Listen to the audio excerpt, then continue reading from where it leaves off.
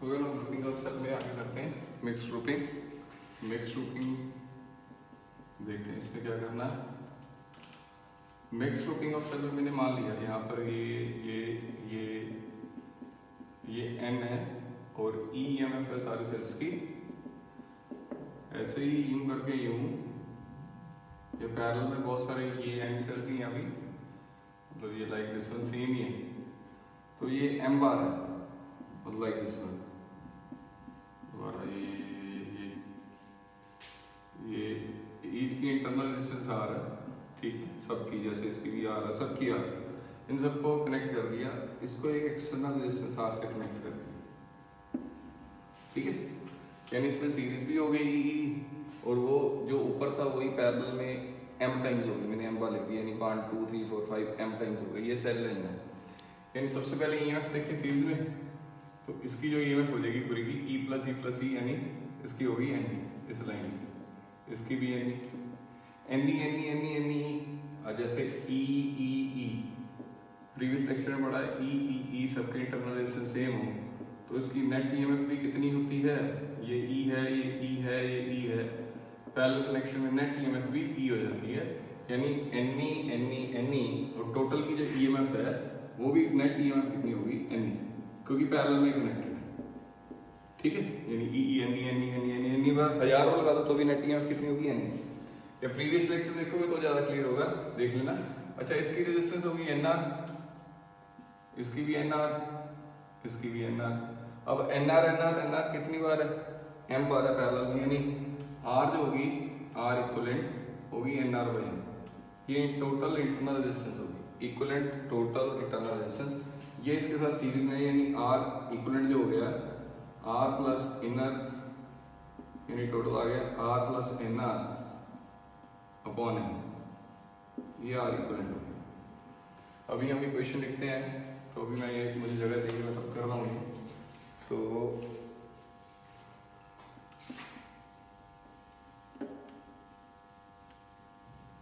अभी देखेंगे हम E इक्वल टू आई लगाएंगे, नेट EMF कितनी थी सर्किट की, E net equal to I into R total, ये R इक्वलेंट R टोटल की कोई बात होती है। E नेट की वैल्यू NE है, I आ गया, R इक्वलेंट कितना हो गया, एलसीएम ले लो MR plus NR upon M आ गया, इसको क्रॉस मल्टीप्लाई करोगे तो NM इंटू E हो गया, I MR plus NR। Okay, N into N cell series में थे, M लाइंस में लगे थे, यानी N इंटू M क्या हो गया, total number of cells, N into M is total number of cells. Then यानी हमारा जो I है वो कितना आ गया, NE और MR प्लस NR, ठीक है। And this is the value of current of total, इसको नोट कर लीजिए एक बार, ठीक है।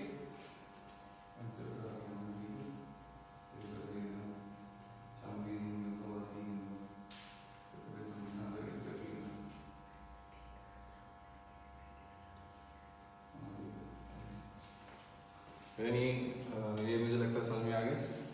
तो अभी इस क्वेश्चन में ना कहीं ना पूछ सकते हैं what is the maximum value of current, कब कंडीशन बताओ मैक्सिमम वैल्यू ऑफ करंट कब जाएगा, तो उसको कैसे करना है, आपकी आई की वैल्यू कितनी आ गई, ठीक है। तो अभी मैं ये लिख रहा हूँ भाई, आई सपोज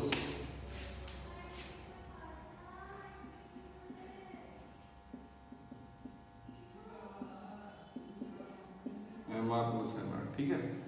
अभी मैंने करंट को मैक्सिमम करना है, तो यानी डिनोमिनेटर क्या हो, मिनिमम। इसको मिनिमम करने का तरीका होता है, ये थोड़ा क्रैमिंग ही है, फिर माइनस आया था, माइनस NR, तो इसको हम लिख सकते हैं रूट MR का स्क्वायर प्लस रूट NR का square plus root 2 minus root 2NR root MR plus root 2 root NR and root MR, ये क्रैम ही करना है आपने, ठीक है। देखो इसको देखो, ये दोनों कैंसिल हो रहे हैं, इसकी वैल्यू इसके बराबर आ रही है, ठीक है, इधर माइनस डालते हैं अब, ठीक है। देखते हैं A square plus B square minus 2ab। इसका जो प्रीवियस आर्टिकल था उसमें प्लस है कि माइनस है, एक बार दोबारा से, अभी मैं तो स्क्रीन पॉज करके देख नहीं सकता, इसको मैं रफ में करके देखता हूँ। एम आर एन आर अपना जो है वो प्लस में है कि माइनस में है, ये चेक कर लीजिए। वो प्लस में ही था, माइनस में नहीं था, वो ठीक था पहले, क्या इधर प्लस ही आ रहा है, ठीक है। तो ये इसको मिनिमम करना है, ये मिनिमम, तो इधर ये प्लस आ गया, ठीक है। अभी क्या करेंगे, M R plus N R को हम ये लिख सकते हैं root M R minus root N R का होल स्केयर, ए स्केयर और B square minus 2ab plus root 2 N R root M R. अच्छा, तो अभी इसको मिनिमम करना है, इसको मिनिमम करने के लिए एक तरफ ये तो जीरो हो नहीं सकती, ये जीरो हो जाएगी तो मिनिमम हो जाएगा। ये जीरो तब होगी जब ये और ये बराबर होंगे, यानी रूट एम आर अगर रूट एन आर के बराबर होगा तो ये मिनिमम हो जाएगा, क्योंकि ये जीरो हो जाएगा। यानी हम कह सकते हैं जो स्मॉल आर है वो कितना आ गया, या कैपिटल आर कितना आ गया, N R by M, N R by M. अभी ये समझ में आना चाहिए भी, जब एक्सटर्नल रेजिस्टेंस, ये आपको मालूम है ये टोटल आर इक्विवेलेंट है, N R N R N R M पर पैरेलल में थी, यानी ये आर टोटल थी। यानी हम कह सकते हैं जब external resistance total internal resistance के बराबर हो जाएगी तो जो सर्किट में करंट है वो मैक्सिमम होगा, ठीक है। ये आपने याद रखना, कंडीशन आ गई, सर्किट में करंट का मैक्सिमम होगा जब टोटल इंटरनल रेजिस्टेंस किसके बराबर हो जाएगी, आर इक्विवेलेंट के बराबर हो जाएगी, ठीक है।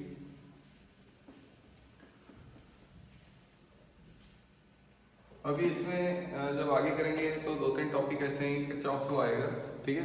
किरचॉफ्स लॉ के आगे आ जाएगा आपका मीटर स्लाइड वायर, ठीक है। तो इन दोनों में से क्वेश्चन, वैसे किरचॉफ्स लॉ पहले भी एक बार कराया हुआ है, तो अभी मैं किरचॉफ्स लॉ नहीं करा रहा आपको, अगले लेक्चर में किरचॉफ्स लॉ सेंड कर दूंगा। जो एक चीज नहीं थी वो देखते हैं, दैट इज बेसिकली पोटेंशियोमीटर, ठीक है। पोटेंशियोमीटर टॉपिक इंपॉर्टेंट है, वो करके जाना है। तो पोटेंशियोमीटर एक डिवाइस है, potentiometer is a device which is used to measure internal resistance of the cell and compare the EMF, to compare the EMF of the cells, ठीक है। ये इसके दो यूजेस हैं, compare the EMF of the cells. इसका principle है, लिखते हैं इसको ऐसे, हमें मालूम है V इक्वल टू आई है, आई आर की जगह रो एल बाई ए डाल सकते हैं। अगर मैंने आई रो एंड ए को कांस्टेंट मान लिया तो voltage drop is directly proportional to length of wire. This is the principle. Potential drop या potential difference across the wire is directly proportional to its length, assuming current, resistivity and area is constant, ठीक है। अभी कैसे constant करना है सबको, ऐसे अभी एरिया तो आप वैसे ही मैन्युफैक्चरिंग में कांस्टेंट लेंगे। रेजिस्टिविटी को कांस्टेंट करने का तरीका होता है, अगर रेजिस्टिविटी को कांस्टेंट करना है तो जो वायर है वो अलॉय की ले लो, अलॉय यानी कांस्टेंट 10 या मैग्नीट या नाइक्रोम। ऐसा क्यों, जब करंट बढ़ेगा, मैंने मान लिया अगर करंट बढ़ रहा है या करंट जा रहा है, तो टेम्परेचर अगर बढ़ रहा है तो टेम्परेचर बढ़ने से इसकी रेजिस्टिविटी चेंज नहीं होती, वो रिमेन सेम रहती है, क्योंकि अलॉय की इनिशियल रेजिस्टिविटी इतनी ज़्यादा होती है, अगर टेम्परेचर बढ़ी भी जाए तो भी उसको कोई फर्क नहीं पड़ता, रेजिस्टिविटी रिमेन्स कांस्टेंट। यानी ये हमें याद होना चाहिए। जो ये स्टैंडर्ड वायर होती हैं जो अलॉयस की बनी होती हैं, तो जहाँ पर हमने टेम्परेचर के साथ रेजिस्टिविटी चेंज नहीं करनी, वहाँ पर हमने अलॉय यूज कर लेना, यानी कांस्टेंट 10 और मैग्नीट की वायर होती है पोटेंशियोमीटर में जो वायर लगती है, ठीक है। अभी पोटेंशियोमीटर अपैरेटस कैसा है वो आपको समझाता हूँ। प्रिंसिपल पता लग गया, ये V is directly proportional to L, ठीक है। अभी आप पहले इसकी डायग्राम क्लियर होनी चाहिए, पोटेंशियोमीटर का डायग्राम कैसे है। इधर एक सेल होता है जिसको ऑक्सिलरी सेल कहते हैं, ऑक्सिलरी सेल और सोर्स सेल, कुछ भी कह सकते हैं इसको। इसके बाद ये पोटेंशियोमीटर वायर शुरू होगी,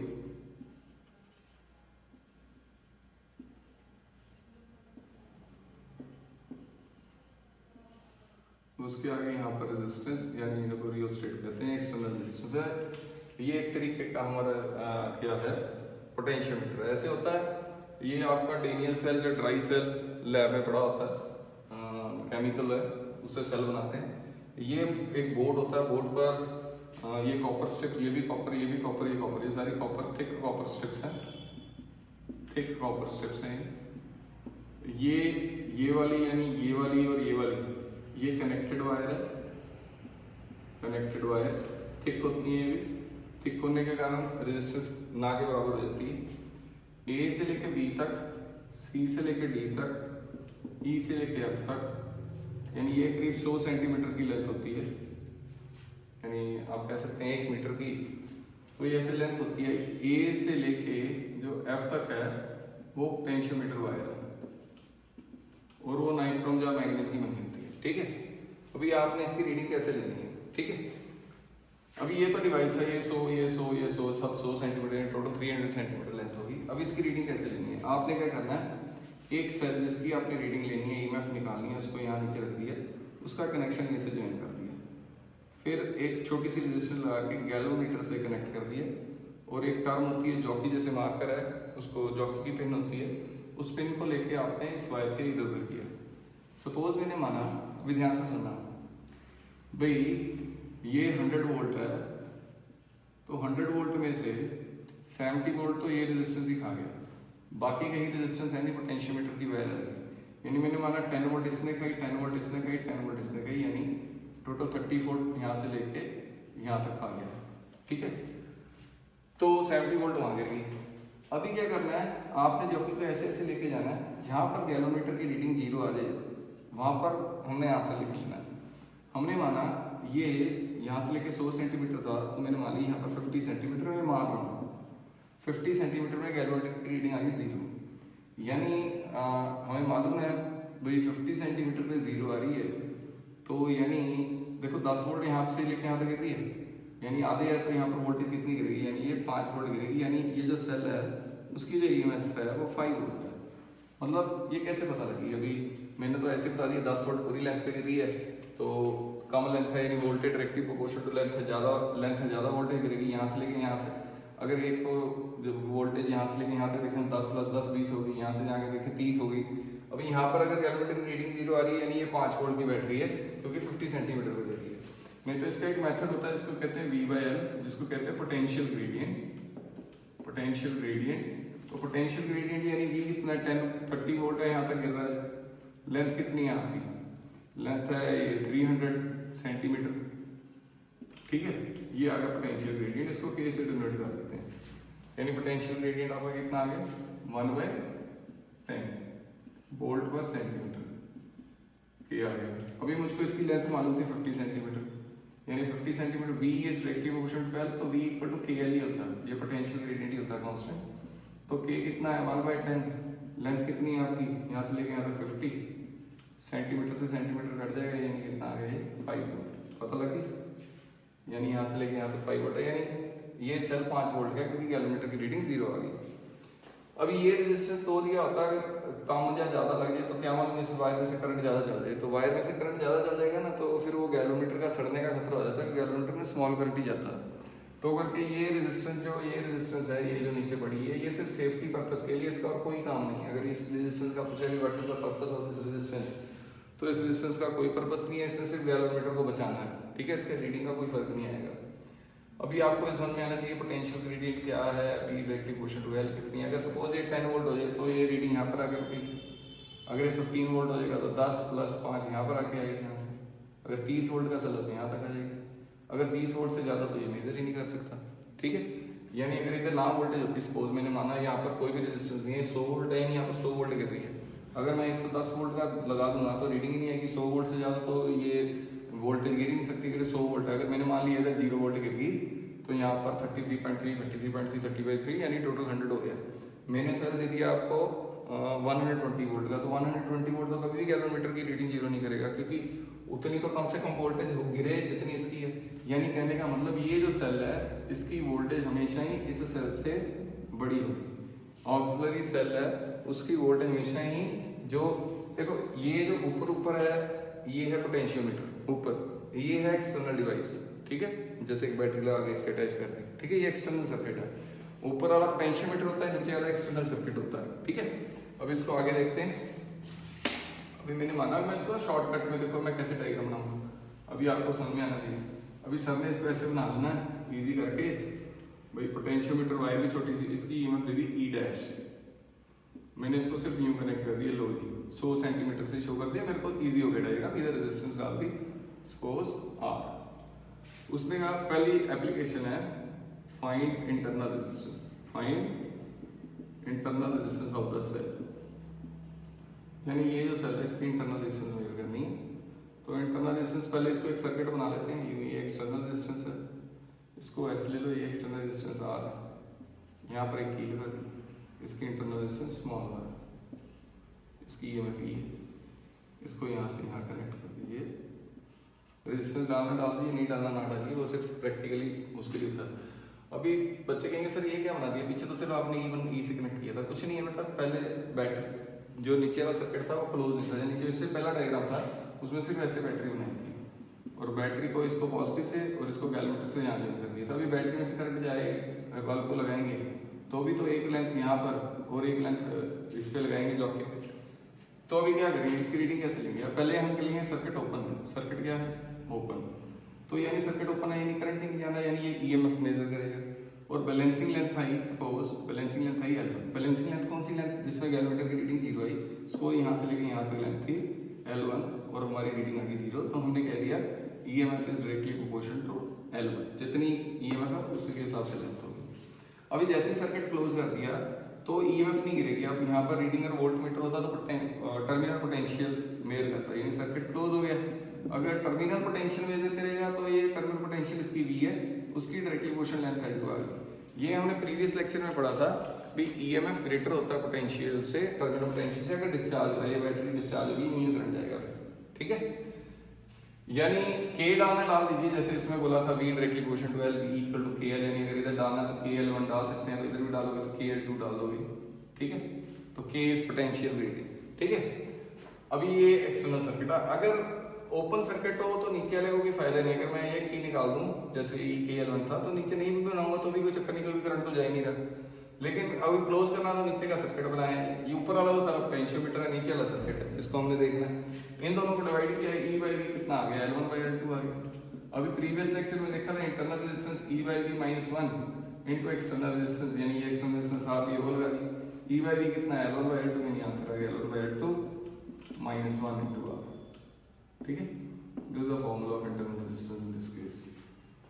ये बड़ा इंपॉर्टेंट है, स्कूल में पूछा जाता है। अभी आपके सब्जेक्टिव टेस्ट नहीं है तो करके शायद ना पूछा जाए, लेकिन this is the formula, important formula. दो लेंथ दी और एक्सटर्नल रेजिस्टेंस दिया तो डायरेक्ट आप इंटरनल रेजिस्टेंस कैलकुलेट कर सकते हैं, ठीक है।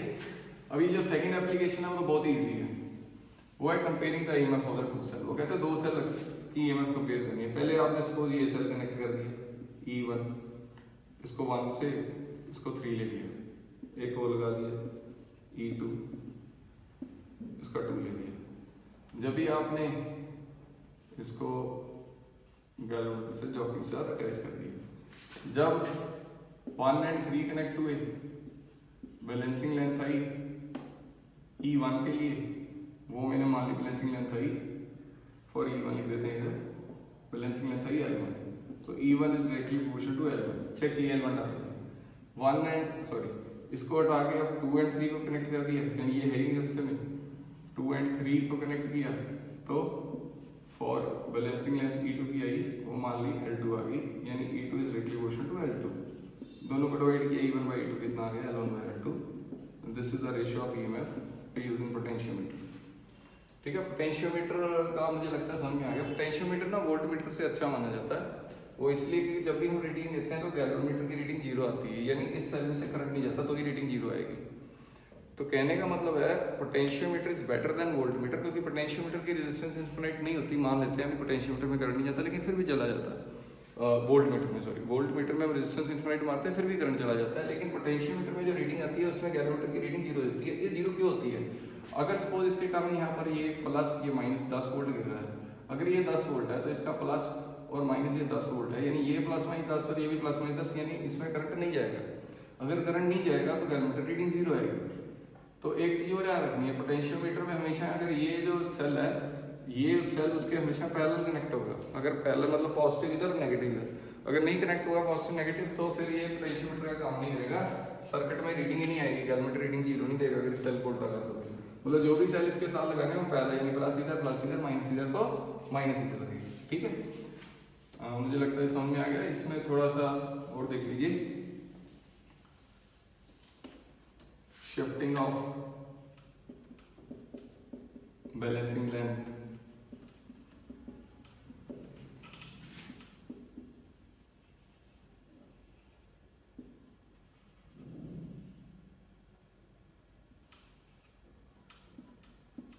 पोटेंशियोमीटर की रेजिस्टेंस मैंने आर ए भी ले ली,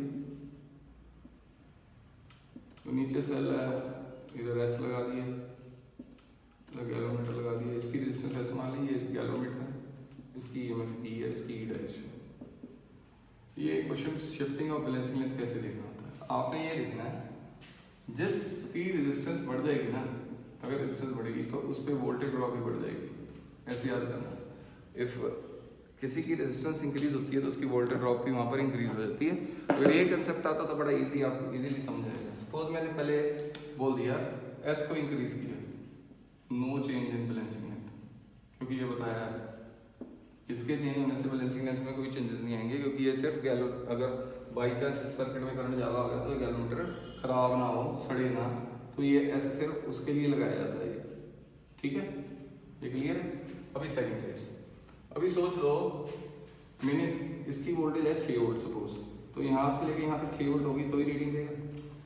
अभी ये टोटल है 20 वोल्ट, अगर 6 वोल्ट यहाँ गिर रही है, यहाँ पर 14 वोल्ट गिर रहा है मान लिया। अब ध्यान से सुनो, बैलेंसिंग में ही 6 वोल्ट होगी। अगर मैंने कहा इसकी रेजिस्टेंस बढ़ा दी, इसकी रेजिस्टेंस बढ़ा दी, यानी इस पर वोल्टेज बढ़ जाएगी, यानी अब R14 की जगह मैंने मान ली 18 वोल्ट हो गया,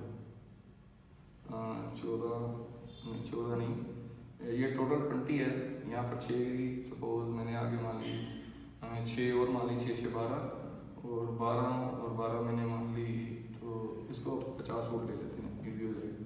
ये सपोज मैंने मान ली ये गिर रही है 14 वोल्ट, ठीक है, 6 वोल्ट यहाँ गिर रही है, 14 यहाँ, यानी टोटल कितनी हुई, यहाँ पर कितनी गिरी है 14 यहाँ गिरी है, यहाँ पर टोटल कितनी गिरी है 36 वोल्ट, 36 में 6 वोल्ट यहाँ पर गिरी है मैंने मान लिया, बाकी यहाँ पर ये 30 वोल्ट है यहाँ से लेके यहाँ तक।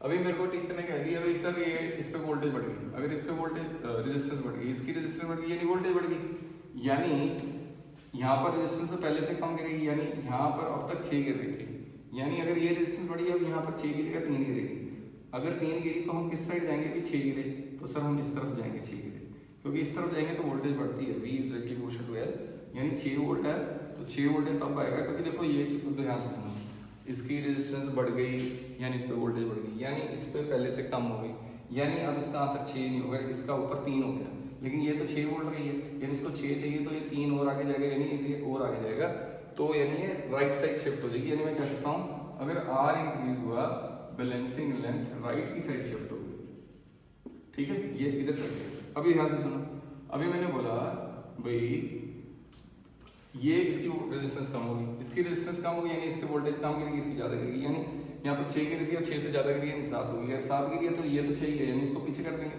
यानी लेफ्ट साइड शिफ्ट हो जाएगी। अब ऐसे सोचो सेकंड केस मैंने RA भी बढ़ा दिया, अगर मैंने इसकी रेजिस्टेंस बढ़ा दी यानी अब इसकी वोल्टेज ज्यादा गिरी, यानी इससे पहले 6 गिरी थी अब 8 गिर गई, तो गिरनी तो 6 ही चाहिए, 8 गिर गई यानी 6 करने के लिए किधर जाएगा पीछे जाएगा, यानी बैलेंसिंग लेंथ कहाँ शिफ्ट होगी लेफ्ट की साइड। इसको ऐसे सोचना है जैसे मैं सोच रहा हूँ, नहीं तो समझ में नहीं आएगा, ठीक है। अभी मैंने सोचा भाई इसकी ईएमएफ बढ़ा दी सोर्स सेट की, अगर इसकी ईएमएफ बढ़ाओगे तो यहाँ पर वोल्टेज पहले से ज्यादा गिरेगा, यानी पहले यहाँ पर 6 गिरी थी अब 8 गिरेगी, यानी 8 गिरेगी तो अभी 6 गिरनी चाहिए, 6 का तो लेफ्ट साइड आ जाएंगे, लेफ्ट साइड जाएंगे तो वोल्टेज मतलब कम होती है, इस साइड जाएंगे तो बढ़ती है, तो अभी आपको समझेगा, सोचो इस सेल की ईएमएफ बढ़ा दी, इसकी ईएमएफ बढ़ा दूँ तो ये 6 वोल्ट अगर 8 वोल्ट कर दो तो वो आगे जाएगी, राइट साइड ही शिफ्ट होगी। अगर मैंने 2 सेल ऐसे लगा दिए, अभी सोचो, अभी तो पहले तो एक इधर जा रहा था, अब दोनों ऐड हो जाएंगे तो यानी बैलेंसिंग में राइट साइड शिफ्ट हो जाएगी। अभी मैंने पैरेलल में लगा दिया, चलो ये आपको मुझे लगता है समझ में आ रहा है सारा कुछ भाई कैसे शिफ्टिंग है। जो लास्ट केस है वो टफ है, वो आपको करा रहा हूँ, जैसे यहाँ पर इंटरनल रेजिस्टेंस दे दी, अभी चाहे यहाँ से कनेक्शन जोड़ दो, चाहे कनेक्शन यहाँ से कैलकुलेटर लगा दो, चाहे यहाँ से कहीं से भी लगा सकते हैं, उसके लिए इतना देख सोचने वाली बात नहीं है। अभी वो बोल रहा है ये इंटरनल रेजिस्टेंस आ रहा है, ये एक्सटर्नल रेजिस्टेंस यहाँ पर मैंने मान ली वो आर दी थी, तो ये आर एक्स ले लेते हैं सपोज, ठीक है। उसने कहा अगर आर एक्स इंक्रीज करोगे तो क्या होगा, सोच के देखो, अगर आर एक्स इंक्रीज करेंगे, इसको बोलो काट दो ऊपर से, ये ई है तो ई इक्वल कितना होगा, I R X plus R, ये दो तो सीरीज में ऊपर वाला सर्किट है, यानी आर एक्स प्लस आर हो गया। अभी मैंने आर एक्स बढ़ा दिया तो ई तो कांस्टेंट है, यानी करंट क्या हो जाएगा, कम हो जाएगा। अगर करंट कम हो जाएगा रेजिस्टेंस बढ़ाने से सर्किट में, तो इसके क्रॉस तो टर्मिनल पोटेंशियल मिल रही है, ईएमएफ तो मिलनी नहीं क्योंकि सर्किट क्लोज है, तो वी इक्वल कितना होता है, E minus I R, E minus I R. अगर करंट कम हो जाएगा तो वोल्टेज बढ़ जाएगी, यानी वोल्टेज बढ़ जाएगी, यानी इसकी वोल्टेज बढ़ गई, यानी पहले इधर थी अब वोल्टेज बढ़ गई तो किस साइड शिफ्ट हो जाएगी, यानी राइट साइड शिफ्ट हो जाएगा, ठीक है। ये थोड़ा जल्दी करा रहा हूँ लेकिन मैं बोल सारा कुछ हो ही रहा हूँ जो बोलना चाहिए। अगर आर एक्स बढ़ाएंगे तो इसका करंट कम हो जाएगा, करंट होने से कम होने से टर्मिनल पोटेंशियल इसकी बढ़ जाएगी, जिसके कारण शिफ्टिंग राइट साइड हो जाएगी, ठीक है। पहले आज का लेक्चर देख लीजिए, थोड़ा जा इंपॉर्टेंट है, इसको कर लीजिए फिर देखेंगे।